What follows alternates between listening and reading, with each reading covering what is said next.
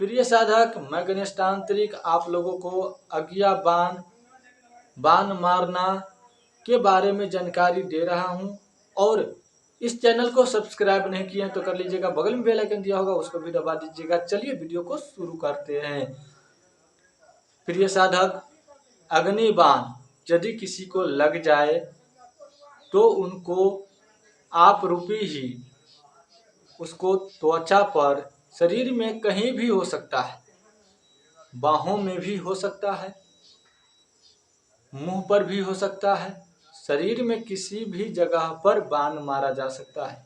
यदि आपने अग्नि बाण खाई है या किसी को लगा है तो उनको त्वचा जो है ना अपने आप जलने लगेगा, उनमें लहर होती है। जैसे अग्नि से जलते हैं तो लहरता है, उसी प्रकार से वह भी एक प्रकार की अग्नि बाण है, तो वह भी लहरता है और वह जो है घाव का रूप धारण करते हैं। जहाँ पे आपकी त्वचा जलेगा वहाँ पे आपका मांस भी जलेगा, और जलेगा तो वहाँ पे आपको लहरेगा और वह फिर बाद में काला पड़ जाएगा। जैसे कि अग्नि से जल जाने के बाद भी वहाँ पे काला और ब्लड आते हैं, उस प्रकार से वहाँ भी आपको ब्लड पीप घाव बन जाएंगे और लहरेंगे। अग्निबाण की यदि झारा लगाते हैं या ठीक करते हैं तो अग्निबाण यदि ठीक होता है तो उसका लक्षण है कि सबसे पहले लहर बंद हो जाएगा, घाव धीरे धीरे सूख जाएगा।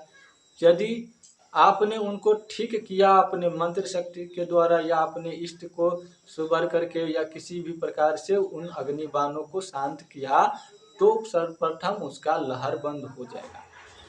यदि किसी व्यक्ति को अग्नि बाण लग जाता है और उसको आप ठीक करने जाते हो तो उसे ठीक करते हो और ठीक करते वक्त यदि उसका लहर कम ना हुआ या फिर उनको ठीक ना हुआ, आराम ना लगा, तो समझ लीजिए आपका मंत्र वहाँ पर काम नहीं कर रहा है।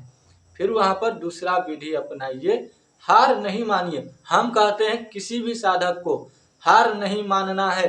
आप साधक बने हो, आप एक योद्धा बने हो तो लड़ो, हार नहीं मानो। हार मानोगे तो शक्ति आपको जकड़ लेगा, इसलिए हार नहीं मानना है। और वहाँ पर आपको इन चीज़ों से ठीक करना है। तो यदि आपने मंत्र को प्रयोग किया, शक्ति को सुमरन करके किया, नहीं ठीक होता है, फिर आप उसे किसी न किसी शक्ति के द्वारा ठीक करने का कोशिश करते रहिए। जब तक उसका लहर ठीक नहीं होगा तब तक उसका अग्निबाण जाएगा नहीं।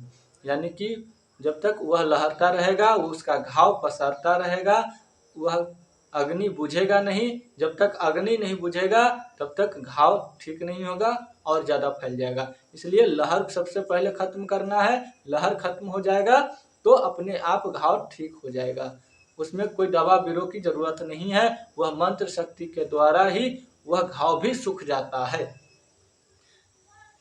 जिस मंत्र से लहर चली जाती है वही मंत्र जो है उस घाव को भी सुखा देता है, बिना दवा बीरो किए वह ठीक हो जाता है। हम ऐसा करते हैं, आप भी करके देखें। और इस चैनल को सब्सक्राइब नहीं किए हैं तो कर लीजिएगा, बगल में बेल आइकन दिया होगा उसको भी दबा दीजिएगा।